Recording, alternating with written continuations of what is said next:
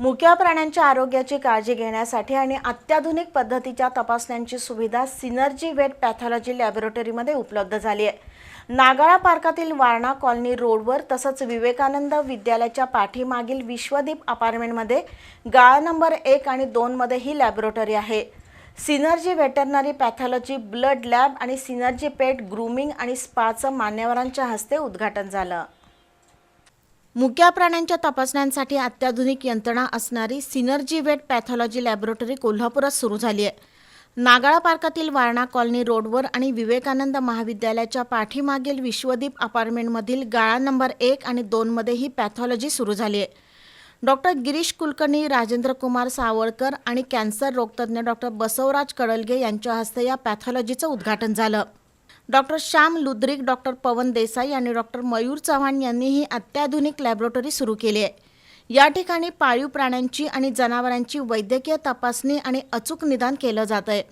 रक्त तपासणी, calcium, phosphorus, liver, kidney function, गाभण तपासणी, खाद्य ब्रुसलेला, अँटीबायोटिक सेन्सिटिव्हिटी चाचणी, मूत्र, नाकातील स्त्राव, युरेटाईन डिस्चार्ज, शेण तपासणी, RBR चाचणी, हिस्टोपॅथॉलॉजी तपासणी, सायकोलॉजी, मांजरांसाठी पॅनक्लिओपोइया, कुत्र्यासाठी प्रोजेस्टेरोन, कॅनाईन डिस्टेंपर, कॅनाईन प्रॉस्पोव्हायरस अशा तपासण्या केल्या जाणार आहेत।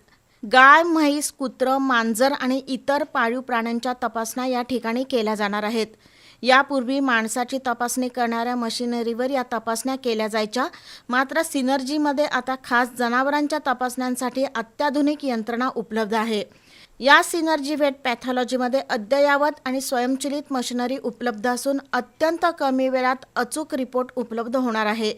या ठिकाणी अनुभवी आणि तज्ज्ञ पॅथॉलॉजिस्ट उपलब्ध आहेत।